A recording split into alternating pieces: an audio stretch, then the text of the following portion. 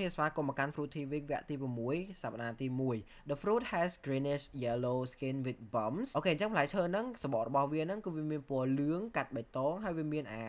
បាំហ្នឹងរបៀបថាអាហ្នឹងបើសិនជាបកប្រែទូទៅគឺប្រហែលថាអាដុំដុំហ្នឹងអាហ្នឹងគេហៅប្រើពាក្យថាបាំហ្នឹងហើយ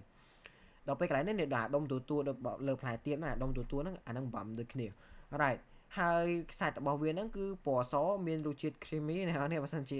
ពី creamy ហ្នឹងខ្ញុំធ្លាប់បញ្យល់នៅក្នុងepisode ដែលមានផ្លែតារ៉េនេះអ្នកអាច scroll ទៅក្រោមមើលឃើញរូបផ្លែតារ៉េហ្នឹង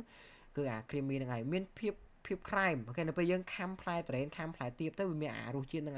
ហើយរសជាតិរបស់វាហ្នឹងគឺផ្អែមហើយមានគ្រាប់ច្រើនមែនទែនហើយផ្លែឈើហ្នឹងមានពាក្យថា apple នៅក្នុងឈ្មោះរបស់វាមិនមានពាក្យថាប៉ោមក្នុងឈ្មោះវាណានៅក្នុងភាសាអង់គ្លេសមានពាក្យថា apple នៅក្នុងឈ្មោះរបស់វា so everyone it is sugar apple គេអ្នកនរតាមពិតពាក្យផ្លែទៀបខ្មែរហ្នឹងវាមានឈ្មោះមួយទៀតប៉ុន្តែឥឡូវយើងស្គាល់ sugar apple សិនហ្នឹងអូខេឥឡូវផ្លែមួយទៀតផ្លែឈើហ្នឹងក៏វាមានពាក្យ apple នៅក្នុងឈ្មោះរបស់វាដែរ fruit has spiky orangish yellow skin with green leaves on top of the yellow flesh which is tart and is sweet concurrently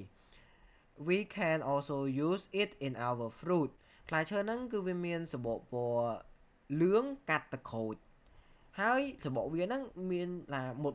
តណាអាហ្នឹងហើយមានស្លឹកនៅខាងលើរបស់វាមានស្លឹកពណ៌បៃតងនៅខាងលើរបស់វាហើយសាច់របស់ផ្លែឈើហ្នឹងគឺវាមានជូរមុតហ្មងហើយក៏វាបាននិយាយថាវាផ្អែមស្របពេលគ្នាហ្នឹងដែរពាក្យ concurrently ហ្នឹងគឺបានន័យថាស្របពេលគ្នាពាក្យ tart ហ្នឹងគឺបានន័យថាផ្អែមមុតផ្អែមហើយ sorry អត់មានផ្អែមទេសុំទោសគឺវាបានន័យថាជូរមុតអូខេពាក្យថា tart ហ្នឹងគឺជូរមុតច្រឡំ sorry ខ្ញុំនឹកឃើញអាពាក្យផ្អែមហើយមុតអូខេជូរមុតអូខេ tart ហ្នឹងគឺជូរមុត